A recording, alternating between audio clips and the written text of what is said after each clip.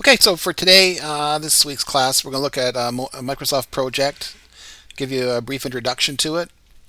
There's a little tutorial video, a YouTube video for you to watch, just to go over just some of the basics of MS Project. And if you could do that just slightly before class, that would really help. Well, we'll probably spend time with no, we better. And I'm also just going to give an example of Microsoft Project, and I've scheduled you into 1 hour blocks for a hands-on lab with MS Project.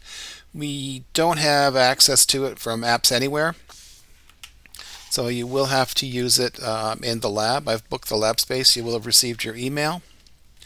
So yeah, I'll spend an hour with you just working through MS Project and demonstrating to you and having you do some hands-on work.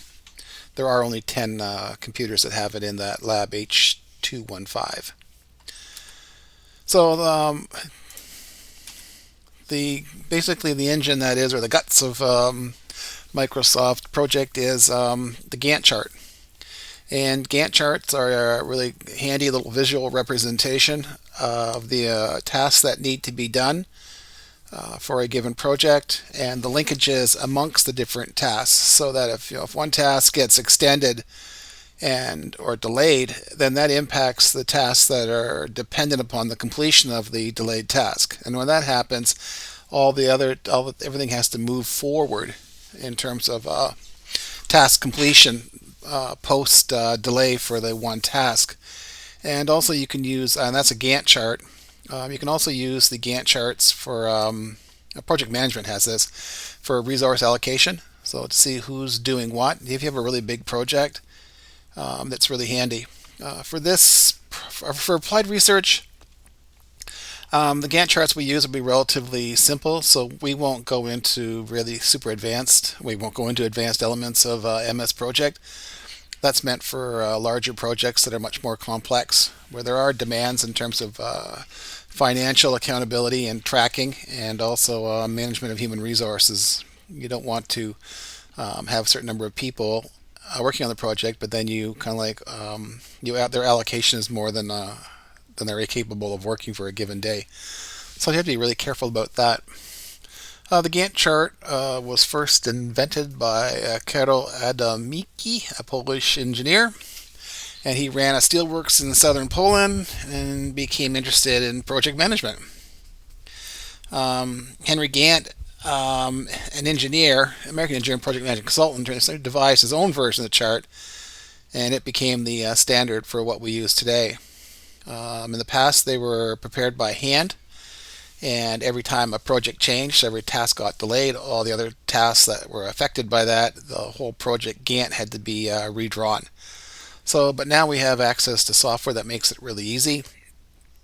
My own personal experience with Gantt charts is when I was a project coordinator in applied research with the Ministry of Correctional Services.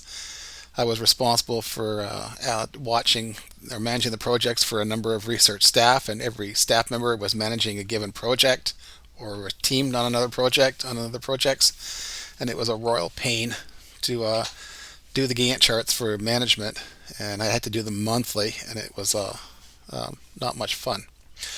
Okay, so the example Gantt chart I'm going to show you is for how I believe the major research projects are going to kind of play out in the winter semester. So you'll see on the screen here, in the winter semester you will be working on a capstone project, and that project will be, in most cases, with an external client. Well, I guess they'll all be with an external client. And you have basically the weeks of the semester, and the semester starts, I believe, on January 11th. And I've broken the project up into two sections. There's research project development, which would be proposal development, and then the actual running of the research project. So, first week you get back, we'll have have been assigned to your MRP, your major research project. I'll start calling them a capstone project, and you will have a startup meeting with me and the course instructor for the capstone project. So we'll meet, assign you the project, go over the project, give you a project charter. We'll outline what you need to do. then you'll start with the project. And you'll have to complete a lit review, and I've allocated 15 working days, so 3 weeks, to complete the lit review. And in terms of predecessors or linkages, I have survey creation, focus groups, and in-depth interviews. I have them kind of like staggered a number of days starting before the end of the lit review. That means that basically, if you're 2 weeks into the lit review, you should be able to start preparing your survey, focus groups, and in-depth interviews. And while you're doing that, your lit review would form the introduction to your proposal. Then you're doing the methodology work, and then you got about 7 days, about a week and a half, to write the draft proposal, and also prepare a draft REB application. So then you would then send it off for internal review for the person running the Capstone project and me. And then you'll get feedback from us, and you'll have about 2 or 3 days to polish it up and make some final revisions to that proposal. The hard deadline is going to be the REB deadline. So I'm assuming, I'm just putting it in here, the REB submission is due 2 weeks before the REB meeting. And you'll have basically that 2-week gap waiting for the result of the REB. That won't be for all projects. This is a worst case scenario. Some projects may not require a full REB review. And the other thing is I've got it timed to with the study week. So the study week is that first week of March. So that would be a waiting period for projects that have to submit to the REB. So fingers crossed that goes okay. And then once the REB meets and your project has been approved, you'll do a client presentation, and then the client can review the work, and I've put in a gap of about 2 days for the client to approve the proposal or make any minor changes to it. So then I'm looking at targeting for data collection around the third week of March, and that's going to be roughly 2 weeks for survey collection, and then 5 days for analysis. And then I've also got 10 days for focus groups and running of the IDIs. And then there's roughly 15 days for the report write-up. And I've got that staggered back.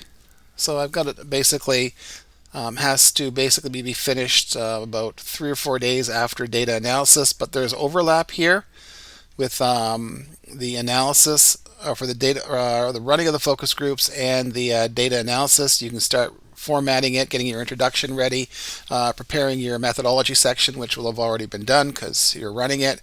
And a lot of that will be taken from your proposal anyway, so there's a good amount of time for that.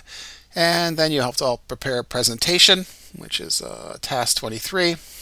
You present to the class, and then the final milestone is you present to the client and submit your report to the client. And I have that around the 21st of April, which is the last week of the winter semester.